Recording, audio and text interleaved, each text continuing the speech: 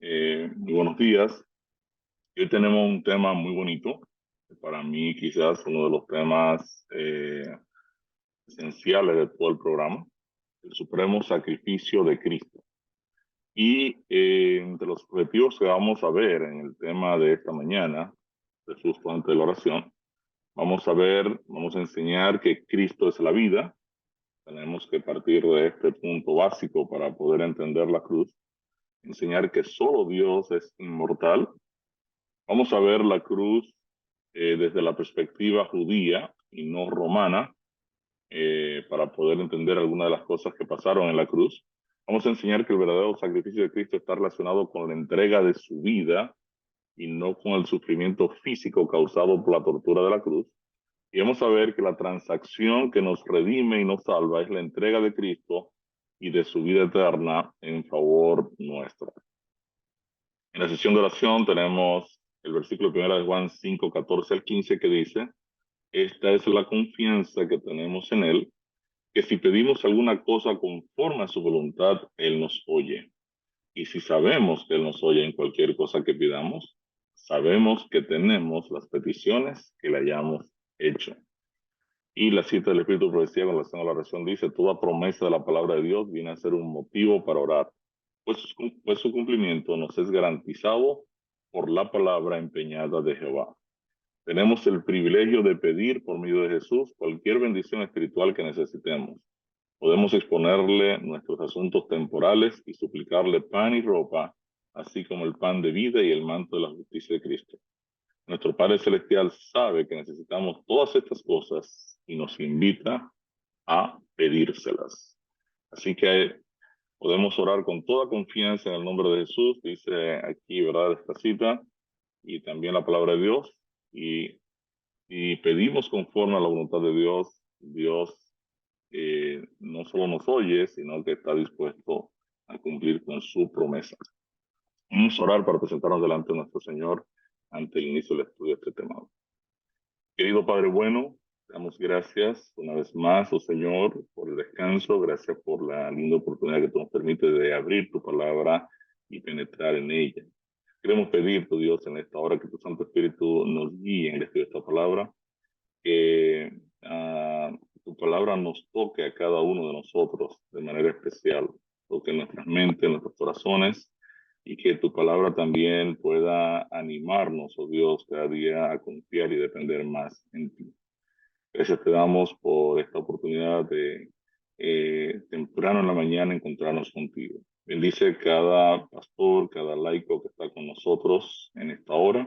Sé con ellos y bendice todo este programa de la Unión Venezolana Occidental y prospera todo este esfuerzo que hacemos en tu nombre. Gracias, Padre, en el nombre de Jesús te lo pedimos. Amén.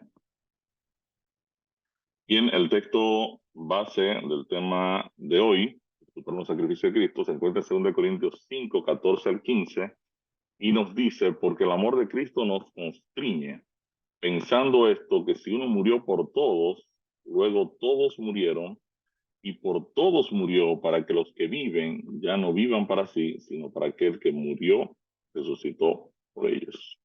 2 Corintios 5, 14 al 15, entonces dice una gran verdad, que Cristo en la cruz, ¿verdad?, nos representó a todos, ocupó nuestro lugar, el lugar tuyo, el lugar mío, y esa es una gran noticia del Evangelio. La pregunta rompehielo aquí dice: si te preguntara, ¿alguna vez recibiste un castigo por una falta que no cometiste? ¿Alguna vez le pasó eso? ¿Le dieron una perita por algo que usted no hizo? Eso es bien terrible, porque yo siempre recuerdo cuando a mí me dieron mi par de pelas y realmente mi hermana fue la que hizo toda la travesura. Entonces como que no nos sentimos muy contentos con eso, ¿no? Porque no es bueno pagar por algo que uno no hizo, ¿no? No es como una buena noticia. Sin embargo, vamos a hablar un poquito de eso en esta ocasión. Con relación al tema anterior, al leer las notas Nosotros en Cristo, ¿qué significa para ti estar reconciliado en Cristo? Reconciliado en Cristo, plural. ¿Qué significa para ti estar reconciliado en Cristo? Nosotros en el tema anterior iniciamos diciendo que y eso la Biblia lo presenta muy claro, que tenemos un vínculo con Adán desde el mismo momento en que nacemos. O sea, Dios nos creó vinculados con Adán.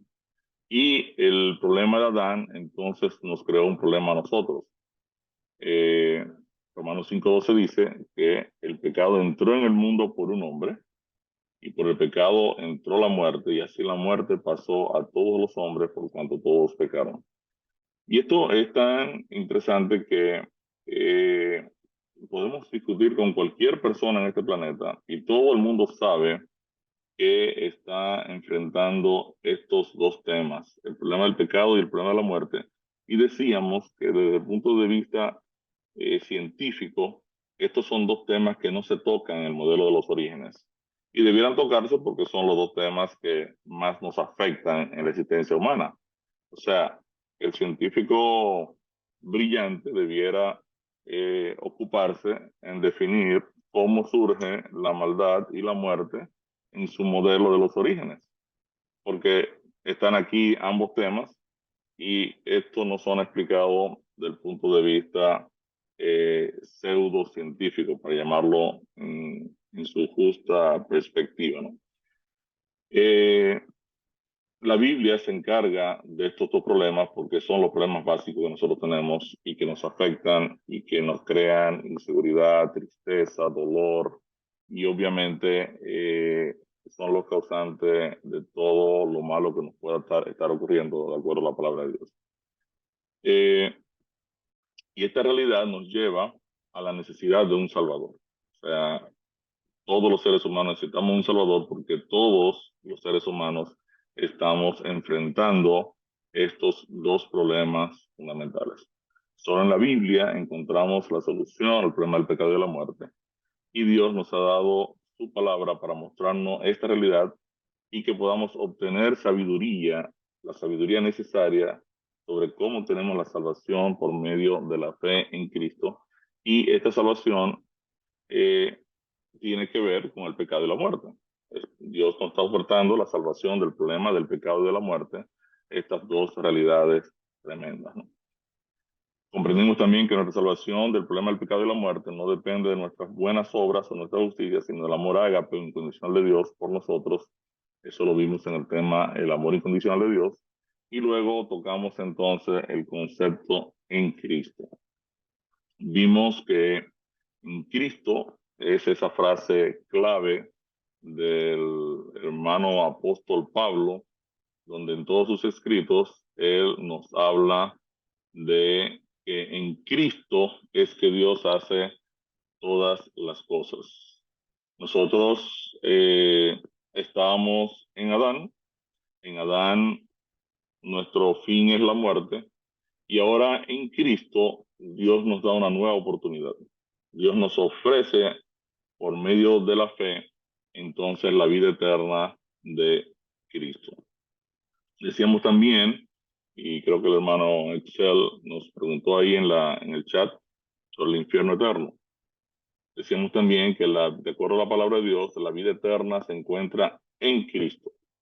Para yo acceder a la vida eterna, tengo entonces que tener al Hijo, dice la palabra. Y decíamos que, en definitiva, este texto, ¿verdad? No da cabida, o sea, el Evangelio no da cabida, porque no solo lo vimos en 1 Juan 5, 11 al 12, sino también en Juan 3:16, Juan 3:36. Estos versículos no dan cabida al concepto de un tormento eterno. Los impíos no tienen eternidad. La Biblia dice que los impíos serán destruidos con el fuego eterno. Y es bueno aclarar que el fuego es eterno, los que no son eternos son los impíos. Eh, Cuando nosotros hablamos de algo que es eterno, estamos hablando obviamente de algo que le pertenece a Dios o que tiene que ver intrínsecamente con Dios. La Biblia dice que Dios tiene un trono de fuego, está en llamas de fuego, vive en el fuego. Entonces, obviamente, el fuego es eterno porque es fuego de Dios, fuego de la presencia de Dios. Cuando Dios vino al Sinaí, dice el texto que el monte ardía en fuego.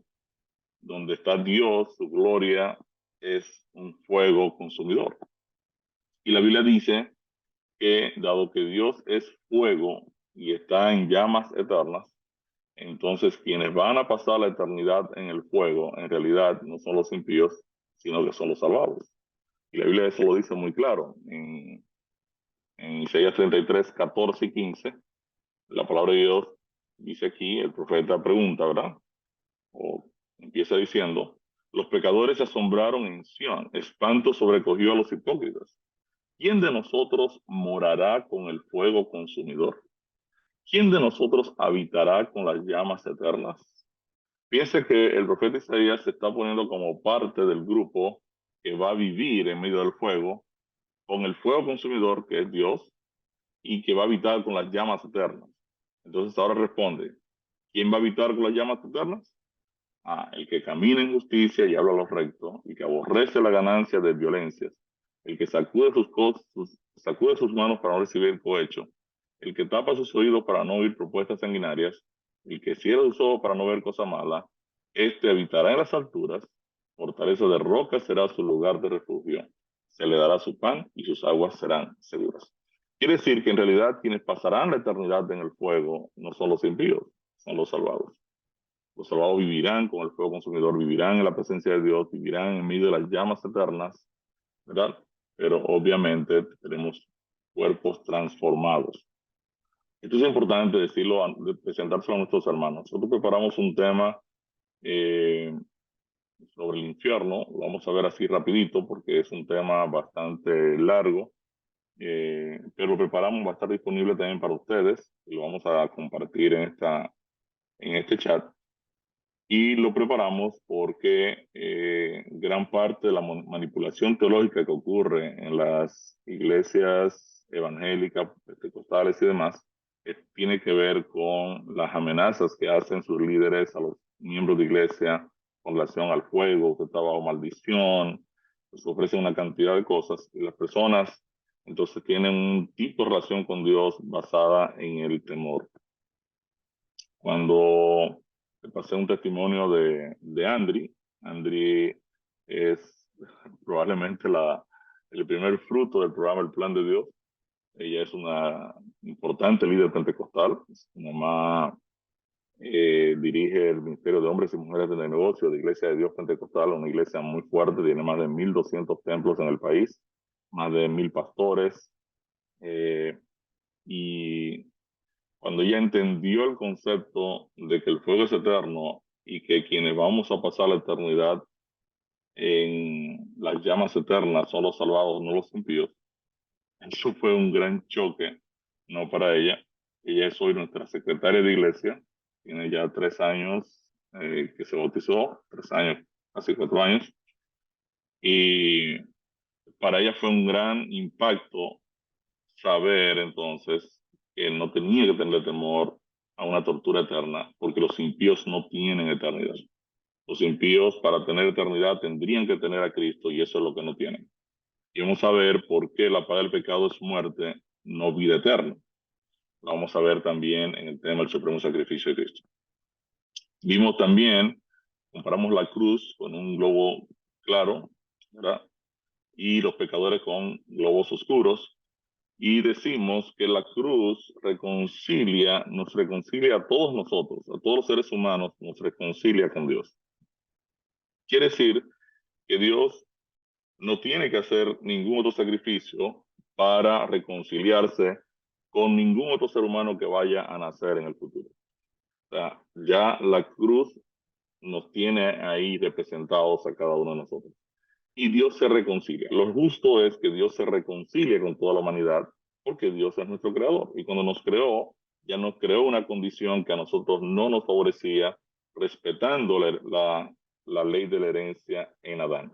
Entonces, lo justo es que Dios entonces provea esta reconciliación, provea el camino a la salvación, nos dé a nosotros, ¿verdad?, el acceso a la vida eterna y nos regale ese acceso tal como ha hecho con todas las criaturas.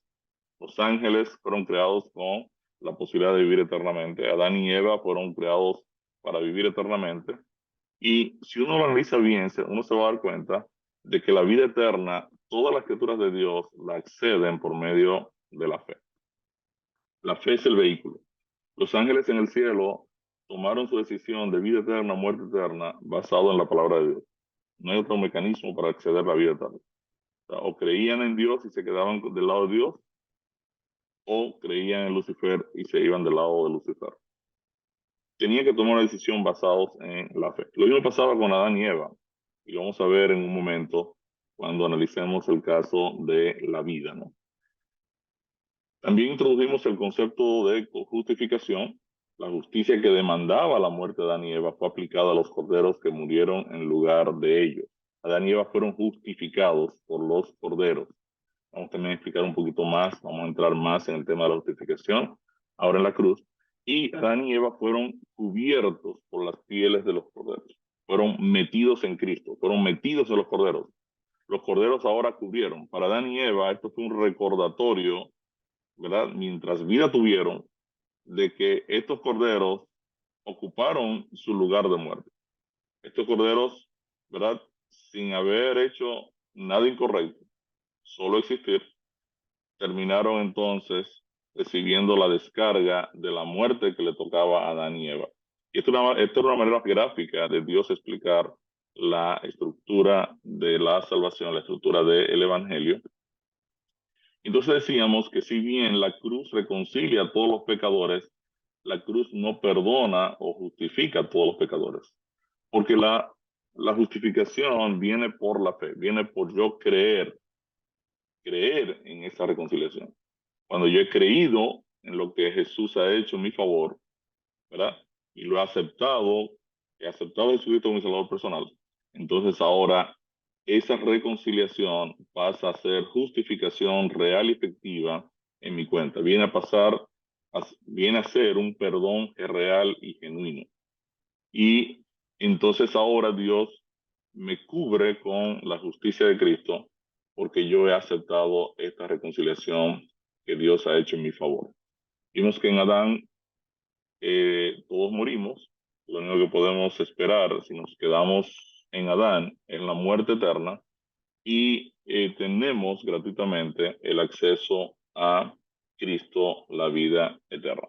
Básicamente esto fue en términos general lo que vimos en el tema anterior, nosotros en Cristo. Luego vamos a ver un tema mucho más adelante que es Cristo en nosotros. Y es un poquito distinto, pero vamos a ver, ese es el tema 13 del programa.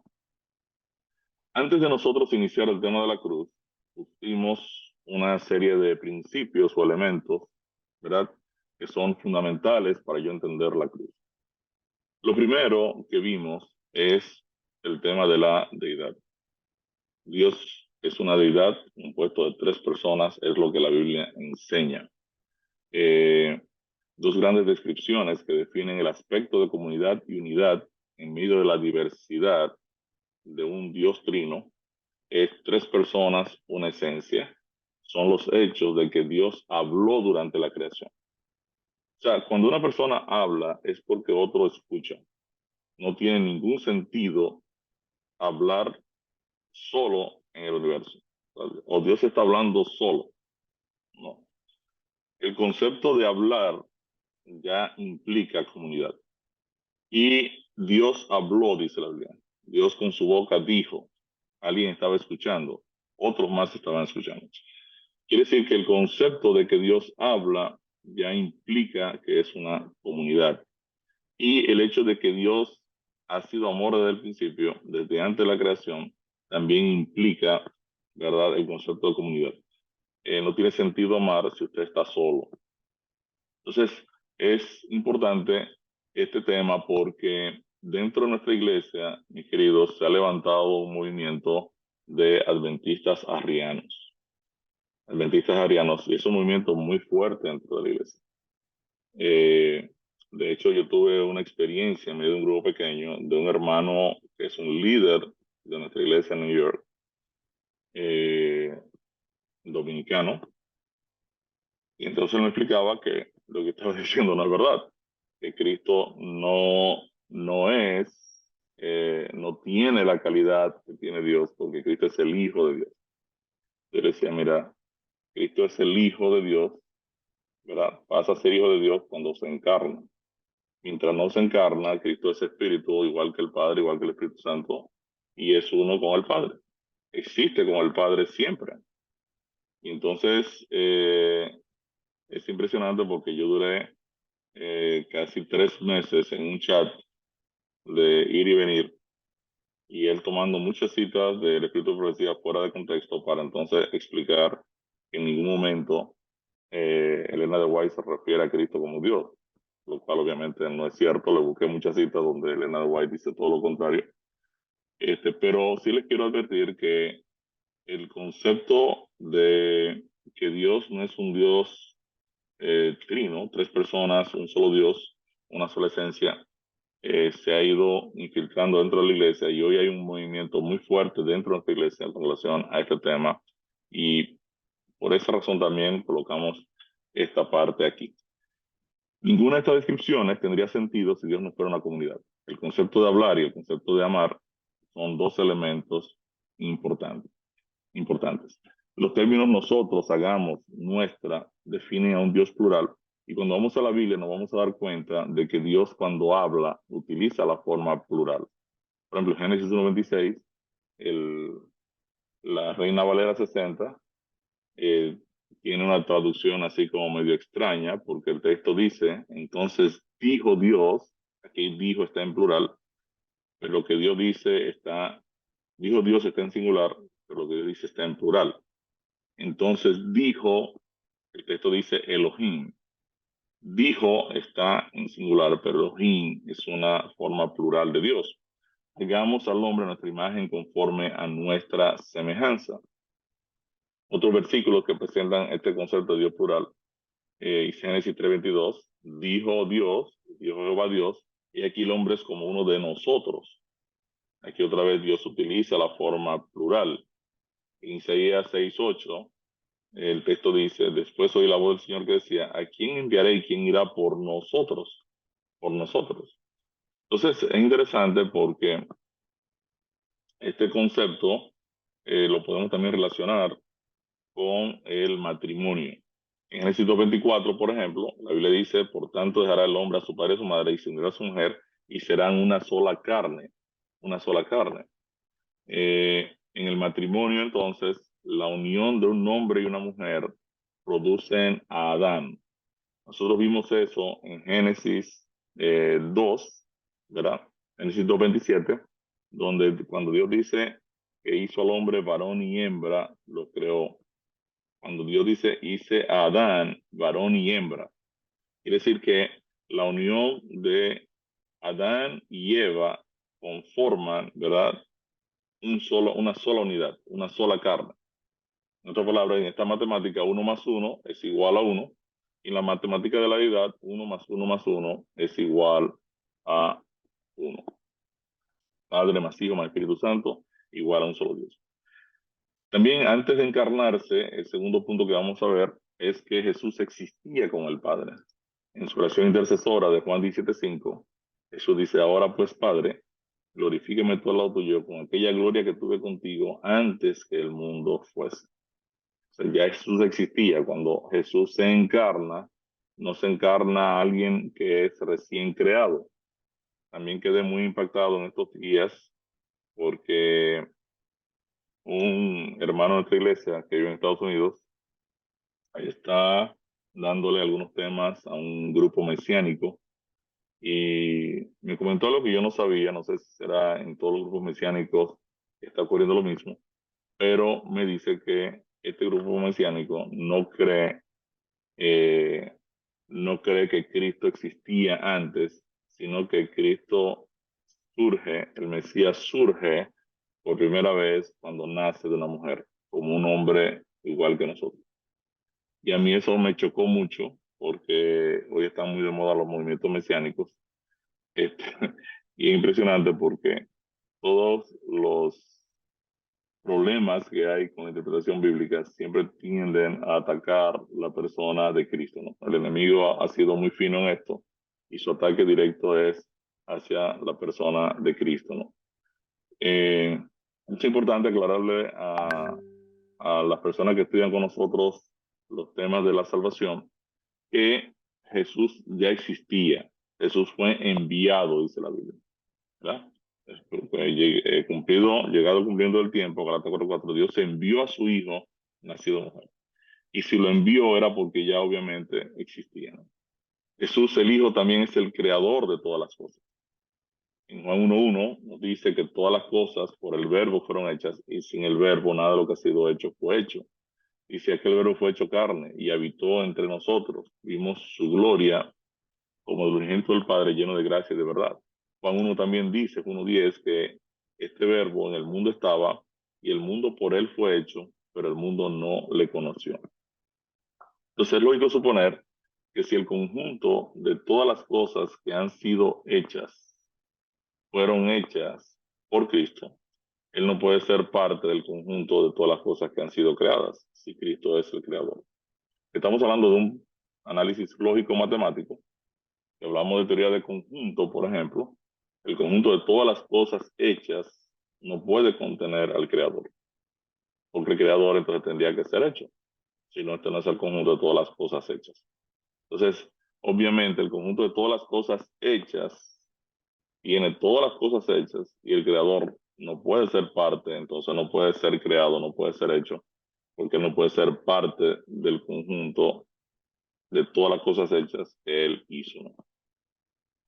Hebreos 1:1 y 2 también nos dice que Dios constituyó al Hijo heredero de todo y por medio del Hijo hizo todo el universo. Eh, Colosenses 1:15 al 17 dice que todo fue creado por medio de Cristo y para Cristo. Y Él es antes de todas las cosas y todas las cosas en Él subsisten.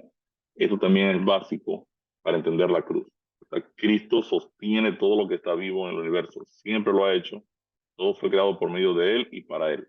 Quiere decir que en la economía de funciones de la deidad, Padre, Hijo y Espíritu Santo, el Hijo es el project manager, el gerente general de la creación de todo lo que existe. Él es el que a través de quien Dios ha creado todas las cosas. También vemos un principio aquí y es que solo Dios es inmortal de acuerdo a la Biblia. Este es otro tema que también le quiero enfatizar ahí al hermano Axel. Este es otro tema muy importante porque la Biblia no dice que los seres humanos son inmortales. Y ustedes saben muy bien que el engaño del enemigo funciona en dos plataformas básicas en las iglesias que no tienen la verdad. Número uno, el concepto de un alma inmortal que no se muere y el tema de la ley de Dios que no hay que guardarlo. Ambos temas están interconectados. El tema de la ley de Dios está interconectado con el tema de la vida eterna, porque obviamente la ley va a ser el elemento de juicio, para decirlo en cierta manera, ¿verdad? Y cuando yo violento la ley, entonces cometo pecado y el pecado es lo que me acarrea la muerte. Entonces la Biblia claramente enseña que en el universo solo existe una persona inmortal. Y esto es básico para poder entender la cruz. Y lo vamos a ver tan pronto entremos en materia. Por tanto, al Rey de los siglos inmortal, dice 1 Timoteo 1:17, y 1 Timoteo 6:14 al 16 dice que Cristo, ¿verdad? Nuestro Señor Jesucristo es nuestro soberano, Rey de Reyes y Señor de Señores, el único que tiene inmortalidad, que habita en luz inaccesible. Entonces, de acuerdo a la Biblia, solo Dios es inmortal. No hay nadie más inmortal en el universo. Y te dirán, bueno, ¿y los ángeles? Los ángeles no son inmortales, porque Cristo, dice Colosenses 1, y lo leímos hace un momento, Cristo es el que sostiene todas las cosas, y todas las cosas en Él subsisten. Los ángeles viven eternamente porque su vida viene derivada de Cristo. Las criaturas no tienen vida eterna, sino que la vida de las criaturas es una vida derivada. Nuestra eternidad es, es tomada de la vida eterna de Cristo, ¿correcto? Entonces, por eso la Biblia dice, el que tiene al Hijo tiene la vida. O sea, si yo no tengo al Hijo, no tengo la vida. Porque la vida eterna es la vida eterna de Cristo, la que me sostiene, es la que sostiene todo lo que está vivo en el universo. Entonces, es importante entender que no existe nadie inmortal en el universo, solo Dios es inmortal. También Dios es el que da vida a todas las cosas, dice 1 Timoteo 6:13. Dios es el que da vida a todas las cosas. Y Jesús es la vida, dice la Biblia de manera muy clara. Lo dice Juan 14:6. Yo soy el camino, la verdad y la vida. Juan 11:25, eso le dice a Marta, Marta, yo soy la resurrección y la vida. Y Juan 1:4 dice, en el verbo estaba la vida y la vida era la luz de los hombres. También la Biblia dice que Jesús es el autor de la vida. Y ustedes mataron al autor de la vida, dice Pedro en su prédica en Hechos 3:14 y 15. Entonces, con este contexto nos hacemos la pregunta, ¿fueron Adán y Eva creados inmortales? Muchas personas dicen sí. La pregunta es precisamente para explicar que lo que acabamos de decir en realidad no tiene sentido si Adán y Eva fueron creados inmortales. Adán y Eva no fueron creados inmortales, Adán y Eva fueron creados, ¿verdad? Con acceso a la eternidad, una eternidad condicionada, obviamente, a la obediencia. Y así son creados toda la criatura, los ángeles, todos, ¿no? En Génesis 2:16 y 17, Dios le dice a Adán y Eva, no coman del árbol, porque el día que de él coman, ustedes van a morir. Si van a morir, si pueden morir o existe la posibilidad de morir, pues obviamente no fueron creados inmortales. Entonces queremos saber solo aquí como una pregunta de ganchito, ¿verdad? Para que las personas entonces se den cuenta de que definitivamente la vida solo se encuentra en Cristo. Vimos que solo Dios es inmortal. Si Adán y Eva tenían la posibilidad de morir, es obvio que ellos no fueron creados inmortales. Eh, Génesis 3:22 pues nos aclara eso al decirnos lo que Dios está diciendo. He aquí el hombre es como uno de nosotros, sabiendo el bien y el mal. Ahora pues, que no alargue su mano y tome también del árbol de la vida y coma y viva para siempre. Quiere decir que la eternidad de Adán y Eva estaba representada en el árbol de la vida. Adán y Eva venían al centro del Edén, ¿verdad? A hacer una elección de vida eterna o de muerte eterna. Y por eso el fruto se convirtió en un elemento tan importante, porque los dos árboles estaban justo uno al lado del otro. Cuando Adán y Eva venían al árbol de la vida a tomar vida, entonces aquí tenía al lado el árbol del conocimiento de la ciencia del bien y del mal. Y este no lo podían tocar, no lo podían comer. Entonces aquí había una elección de fe para acceder a la vida eterna. O como del árbol de la vida, ¿verdad? Y tengo vida, o como del árbol del que Dios me dijo que no comiera, y entonces voy a morir. Este, Adán y Eva, pues obviamente hicieron lo que no tenían que hacer, y por eso estamos nosotros enredados todos aquí en las patas de los caballos, ¿no? Este, es importante tener claro estos conceptos porque el árbol de la vida simbolizaba la presencia continua de Dios en el Edén. Por medio de este, Adán era provisto de vida. O sea, aún en pecado, dice en Génesis 22, si Adán y Eva continuaban comiendo el árbol de la vida, vivirían para siempre, es lo que dice el texto. Entonces, la vida fluye de Cristo. Todo lo que existe, todo lo que está vivo, vive porque esta vida fluye de Cristo. Cristo la sostiene en todo el universo. O sea, interesante porque la vida fluye del Creador hacia la criatura. La Biblia dice que el pecado nos separa de Dios. Dice Isaías 59:2, pero vuestras iniquidades han hecho división entre vosotros y vuestro Dios, y vuestros pecados han hecho ocultar de vosotros sus rostros para no oír. Quiere decir que cuando nosotros desobedecemos, nos separamos de la vida, nos separamos de Dios. El pecado es una división entre nosotros y la vida, y Dios.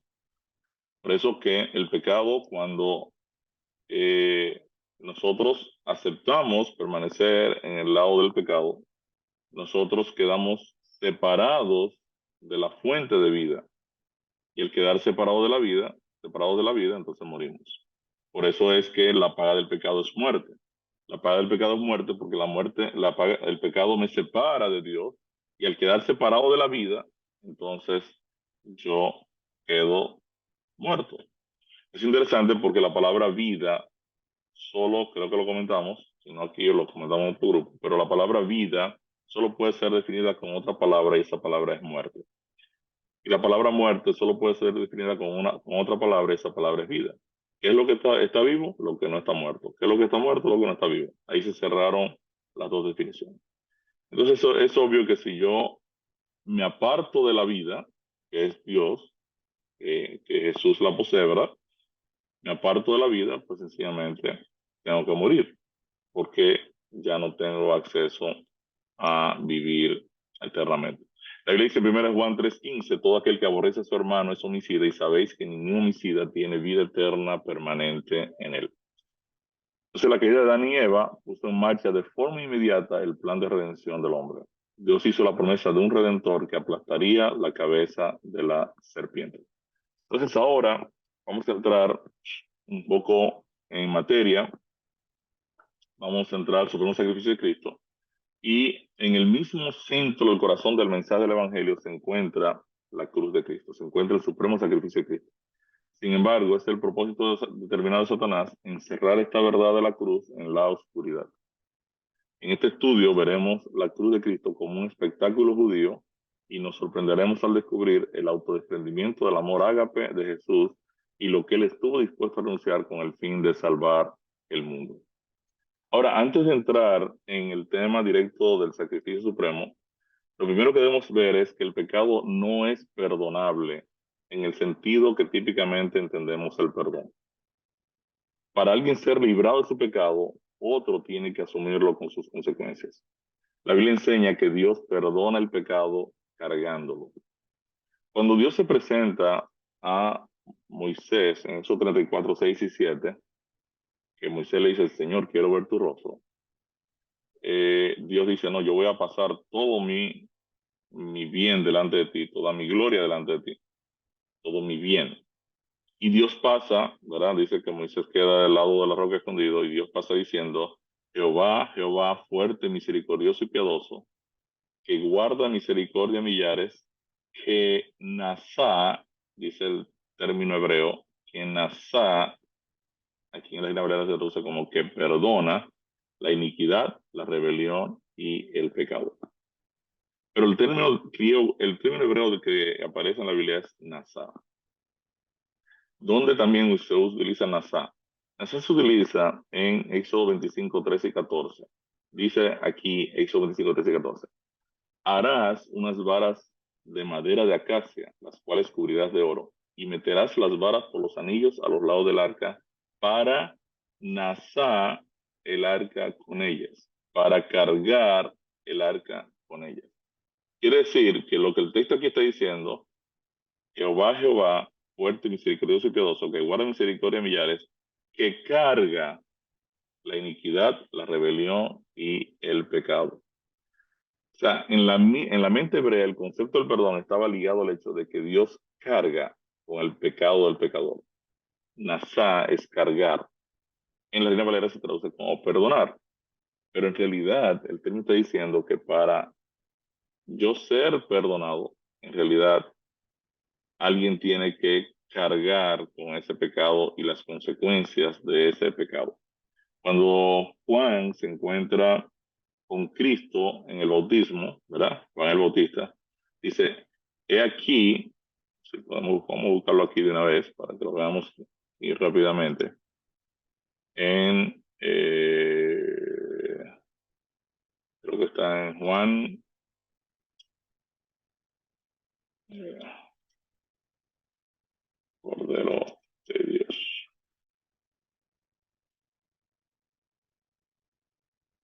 El texto está en Juan 1:29, correcto. En Juan 1:29, Juan declara y dice, el siguiente día vio Juan a Jesús que venía a él y dijo, he aquí el Cordero que quita el pecado del mundo. Esta palabra quita, en realidad no es quita, sino en el griego es airó. ¿Eh? Airó. Airó significa elevar, alzar, cargar o llevar cargando. En otra palabra, lo que está diciendo Juan aquí es, he aquí el Cordero de Dios que carga el pecado del mundo. Y esto es bien interesante porque esto cambia mucho el sentido del concepto de lo que ocurre realmente en, eh, en lo que nosotros siempre hemos entendido con el tema de la cruz. O sea, lo que Dios se va a preparar ahora es para cargar el pecado, quitártelo a ti, para Él asumirlo y pagarlo entonces con la muerte de Cristo. Entonces, la forma de ser perdonado el pecado es cargándolo. Nosotros como padres muchas veces no cargamos el pecado, ¿no? Sencillamente cuando nuestros hijos desobedecen y merecen una pelita, dicen, mire, usted se merece una pela, porque yo le dije a usted que no hiciera eso, le dije que si hacía eso le iba a dar una pela, le iba a dar su papá, ¿verdad? Entonces el niño dice, no, papá, perdóname, no lo vuelvo a hacer. Bueno, pues está bien, está perdonado. Pero no lo vuelvo a hacer. Exacto. Eso no pasa en la dinámica del pecado. La dinámica del pecado, si usted pecó, usted tiene que morir. Y para usted recibir un perdón, entonces alguien tiene que morir por usted, porque el pecado no es perdonable, el pecado es cargable. O lo carga el pecador o alguien lo carga en lugar del pecador. Y también lo vamos a ver eso en detalle cuando tenemos el problema del pecado. Lo vamos a ver también de manera gráfica. Entonces, Romanos 5:8 dice, ¿en qué condición nos encontrábamos cuando Jesús murió por nosotros? Dice que nos encontrábamos en una condición de siendo aún pecadores, Cristo murió por nosotros. Cristo nos amó y entregó su vida por nosotros, pecadores sin esperanza. La pregunta 3 dice, ¿cómo cambió la muerte de Cristo la relación del ser humano con Dios? Dice, porque si siendo enemigos fuimos reconciliados con Dios por la muerte de su Hijo. O sea, siendo enemigos de Dios, la muerte de Cristo nos reconcilió con Dios. Entonces, la buena noticia del Evangelio es que Dios ya no mira a la raza humana como su enemiga. Por el contrario, Él ha reconciliado a todo el mundo a sí mismo a través de la muerte de Cristo. ¿Qué demanda la ley para que nuestros pecados sean perdonados? Y casi todo es purificado según la ley con sangre, y sin derramamiento de sangre no se hace remisión. Todo es purificado según la ley con sangre. Esta palabra purificado, también se utiliza la palabra purgado, limpiado, y sangre purgado puede ser también limpiado, y sangre derramada significa vida convertida en muerte. En la sangre estaba la vida. Cuando la Biblia habla de sangre derramada, está hablando de vida derramada, vida convertida en muerte. Quiere decir que la ley del pecado demanda muerte con el fin de que pueda existir el perdón de los pecados. Cuando Cristo murió en la cruz, Él pagó el precio de los pecados de todo el mundo. ¿A través de qué medio Dios justifica a los pecadores? Siendo justificados gratuitamente por su gracia mediante la redención que es en Cristo Jesús. Por su muerte en la cruz, Cristo ha eliminado la barrera entre el hombre pecador y el Dios Santo. Ser justificado significa ser declarados justos a los ojos de la ley de Dios. Ser redimidos significa ser rescatados. ¿Qué es lo que logra la muerte de Cristo? Romanos 3:25 dice, a quien Dios puso como propiciación. Recuerden que la palabra propiciación implica aplacar la ira, por medio de la fe en su sangre para manifestar su justicia a causa de haber pasado por alto en su paciencia los pecados pasados. Entonces, ¿qué es lo que logra la muerte de Cristo? A través de la muerte de Cristo, Dios va a manifestar su justicia, la va a revelar, y no solo la va a revelar aquí en la tierra, la va a revelar a todo el universo. Por eso decíamos que cuando la Biblia declara que Dios pone a Cristo en lugar nuestro como pecadores sin esperanza, Dios le está diciendo a todo el universo, sobre todo a los ángeles que están viendo la problemática, le está diciendo, si yo soy capaz de valorar a la raza humana caída al nivel de Cristo y valoro a la raza humana caída al nivel de Cristo, ¿cuánto creen ustedes que ustedes siempre han valido para mí? Entonces, la muerte de Cristo va a revelar la justicia de Dios al universo. Y esto lo dice Romanos 1:17. En el Evangelio la justicia de Dios se revela por fe. Entonces es importante que nosotros entendamos que la razón por la que existimos es porque somos instrumentos de revelación de la gloria y de la justicia de Dios en todo el universo. Y esto para mí es extraordinario. Es extraordinario porque Dios me está dando la oportunidad de ser parte de un proyecto, ¿verdad? Que va a revelar su justicia, va a mostrar la grandeza de Dios a todo el universo. Y yo soy parte de esa gran comunidad, ¿verdad? De testificadores del carácter de Dios a todo el universo. Esto para mí es extraordinario porque Dios sabía muy bien que hasta el punto en que Él no se revelara, no revelara su amor incondicional, su verdadero carácter, su reino no iba a permanecer en la eternidad, a menos que no desaparecieran todas sus criaturas, porque al final Él tiene que darse a conocer. Y Él tiene que darse a conocer porque el conocimiento de Dios va a ser la base, obviamente, de nuestra eternidad. Vamos a confiar en un Dios, lo vamos a amar eternamente, porque sabemos el amor que Él nos tuvo a cada uno de nosotros. Romanos 3:26 dice, desde la cruz entonces, ¿qué puede hacer Dios legalmente a los creyentes? Dice, con la mira de manifestar en este tiempo su justicia, a fin de que Él sea el justo y el que justifica al que es de la fe de Jesús. Dios justifica y acepta como justo al que tiene una fe verdadera en Jesús. Si leemos este versículo de Romanos 3:26 en una versión más moderna, en la versión en lenguaje actual, dice, fue para demostrar y probar en el tiempo presente, el momento actual, que Él mismo es justo y que Él justifica y acepta como justo al que tiene una fe verdadera en Jesús. Ahora, aquí la palabra justificar se convierte entonces en un elemento clave. ¿Qué significa justificar?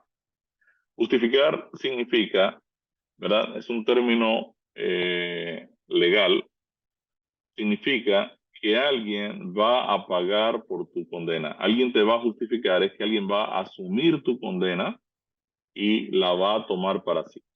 En otras palabras, si usted está condenado a muerte, para usted poder ser justificado, alguien tiene que decirle al juez, no, no, Ricardo no va a morir.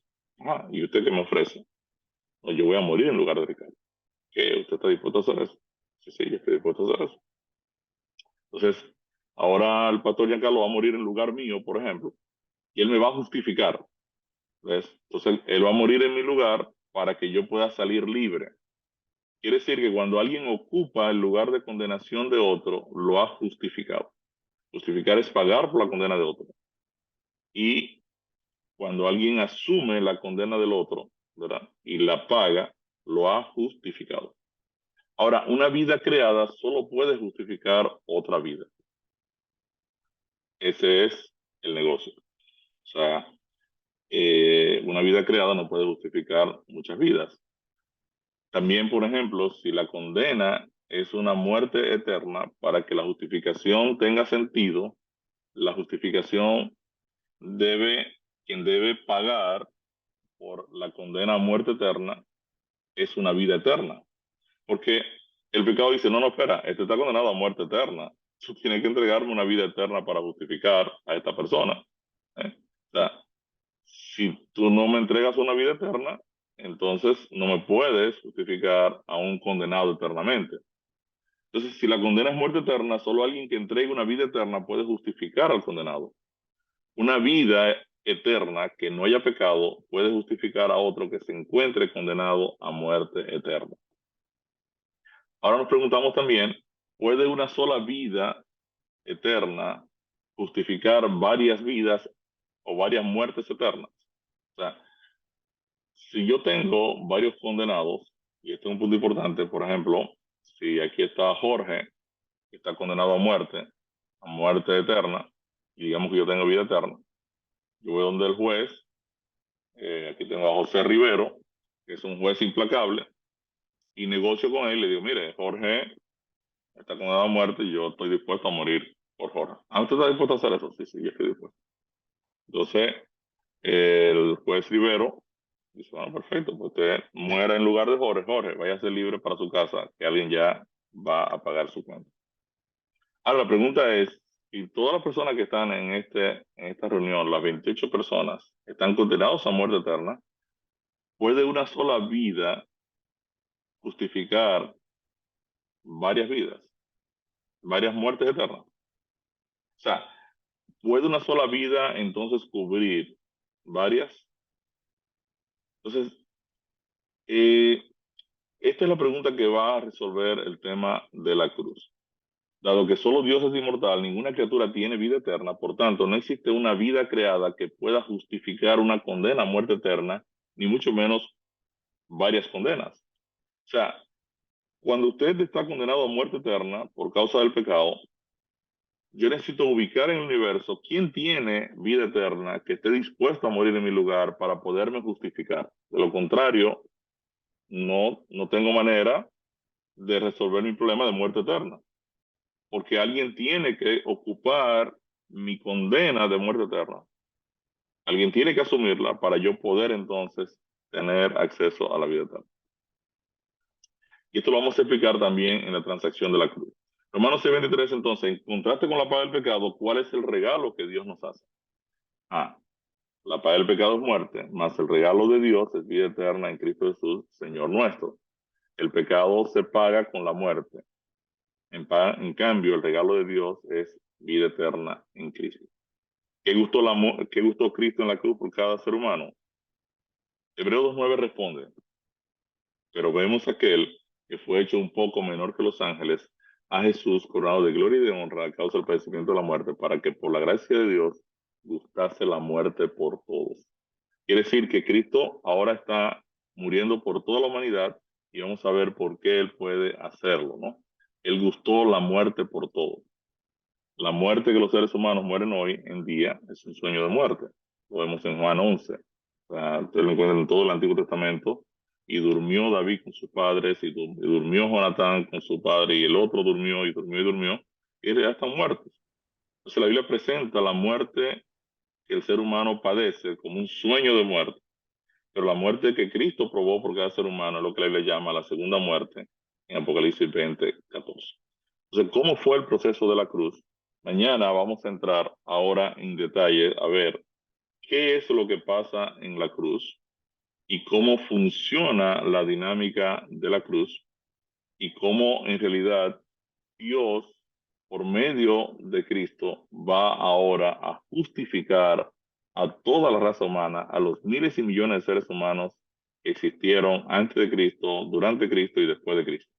O sea, vamos a analizar entonces por qué Cristo tiene la calidad para justificar miles de millones de vidas de muertes eternas, o miles de millones de seres humanos, los puede justificar, y por qué Él puede hacerlo, y cuáles son sus características fundamentales. Y esto es bien importante porque es la base para poder hablar con una persona arriana. O sea, una persona arriana que cree que Cristo es un ser creado, sencillamente no tiene evangelio. Y no tiene evangelio, ¿por qué? Porque un ser creado recibió la vida de alguien. ¿Ven?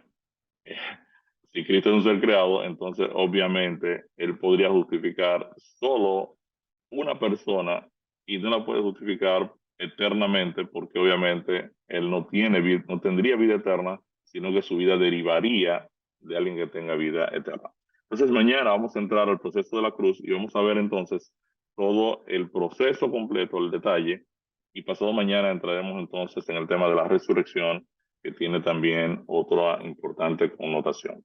Bendito Dios, Padre bueno, te damos gracias, oh Señor, por la cruz. Te damos gracias por tu sacrificio. Gracias porque tú nos justificaste. Gracias porque tú tomaste la decisión de asumir nuestra condena. Y en esta hora queremos pedirte que tu presencia continúe en medio nuestro durante todo este día y que tu bendición nos acompañe tanto a cada uno de nosotros como a nuestros hogares, a nuestros familiares, donde quiera que estén. Bendice también el trabajo de nuestras manos, bendice todo el trabajo ministerial de todo este equipo pastoral que está tan comprometido con compartir tu palabra a toda la región venezolana. Queremos pedirte que tu Santo Espíritu los cubra con su presencia. Gracias, Señor, en el nombre de Jesús te lo pedimos.